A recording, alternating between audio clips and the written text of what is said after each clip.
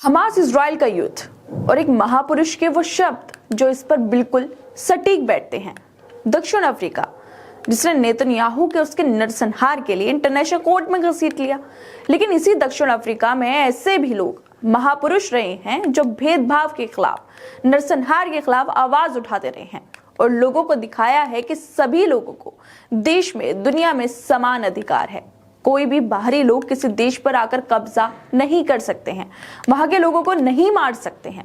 दरअसल Nelson Mandela, जिन्होंने south Africa में रंगभेद के खिलाफ लड़ाई लड़ी और आज दक्षिण अफ्रीका पूरे विश्व में रंगभेद का विरोध करने का प्रतीक बन गया है, और इस प्रतीक को बरकरार रखते हुए दक्षिण अफ्रीका ने फिर एक बार पूरी दुनिया को दिखा दिया है कि गाजा के नरसंहार पर दुनिया के देशों से इंसानियत खत्म हो सकती है, लेकिन उसमें बाकी है। महान दक्षिण अफ्रीकी नेता नेल्सन मंडेला ने एक बार कहा था कि सिर्फ भ्रष्टाचारी ही भ्रष्टाचारी का बचाव करता है, गिरा हुआ ही गिरे हुए आदमी की रक्षा कर सकता है। सिर्फ स्वतंत्र लोग ही स्वतंत्रता की रक्षा करते हैं, नायक ही क्रांति की रक्षा करते हैं, और हम में से हर कोई जानता है कि वो क्या करना चाहता है।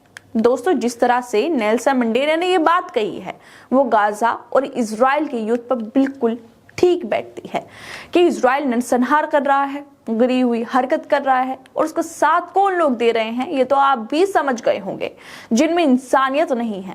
वही लोग नेतन्याहू के सामने डरपोके की तरह खड़े हुए हैं, क्योंकि शायद इन लोगों ने कुछ ऐसा काम किया हो जिसकी वजह से ये लोग नेतन्याहू के सामने नहीं बोल पा रहे हों, वरना वो इनकी हकीकत सबको बता देगा। या फिर हो सकता है कि इनके कुछ अंदरूनी कनेक्शन हो।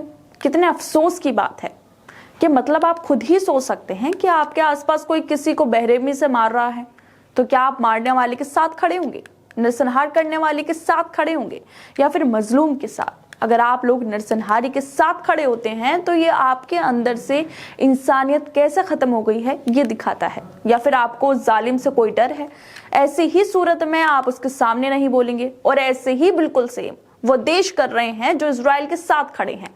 नेल्सन मंडेला ने कहा था कि स्वतंत्र लोग ही स्वतंत्रता की रक्षा करते हैं, नायक ही क्रांति की रक्षा करते हैं।